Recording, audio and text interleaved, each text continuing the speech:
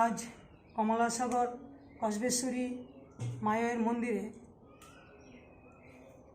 दीर्घदिन धरे बृष्टि হয় না। এই জন্য আমরা মায়ের মন্দিরে এলাকার মায়েরা, বোনেরা, ভাইয়েরা, শিশুরা মিলে মায়ের মন্দিরে আমরা কমলা দিঘি থেকে জল এনে মায়ের মন্দির শ্রীমার চরণে ঢালছি এবং মায়ের মন্দির চারিদিকে জল দিয়ে ঢেলে ধুয়ে দেওয়া হচ্ছে, কারণ দীর্ঘদিন ধরে বৃষ্টি হচ্ছে না।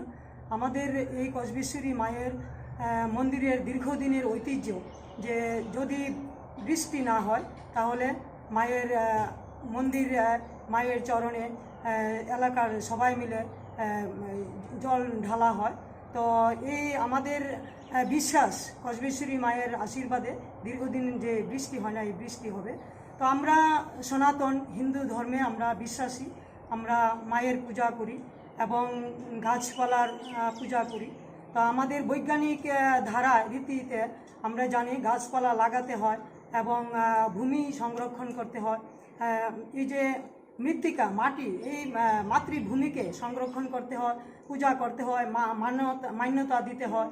তো আমাদের এই বিশ্বাস বা আমরা এই আজ বর্তমানে যেই দীর্ঘদিন ধরে বৃষ্টি হচ্ছে না, এটা প্রকৃতি রুষ্ট হচ্ছে। আমাদের বিশ্বাস যে আমরা যদি কসবেশ্বরী মায়ের কাছে আমরা প্রার্থনা করি, পূজা করি, তাহলে বৃষ্টি হবে। তো আমি সবাই কাছে এই বার্তা দিতে চাই যে সবাই আমাদের সনাতন হিন্দু ধর্মের রীতিনীতি মেনে আমরা গাছকে পূজা করি, মায়ের পূজা অর্চনা করি, বিভিন্ন দেবদেবী পূজা করি। আমাদের সনাতন, আমাদের প্রত্যেকটা ভারতবাসীর যেন বিশ্বাস থাকে যে আমাদের ভারতবাসী সনাতন কৃষ্টি কালচারে যেন আমরা বিশ্বাস রেখে আগামী দিন চলি। এবং আজ আমাদের যে কসবেশ্বরী মায়ের মন্দিরে আমরা জল ঢালছি কমলা দিঘি থেকে, মায়েরা, বোনেরা, ভাইয়েরা সবাই মিলে, এটা আমরা আমাদের বিশ্বাস কসবেশ্বরী মায়ের আশীর্বাদে অতি শীঘ্র বৃষ্টি হবে।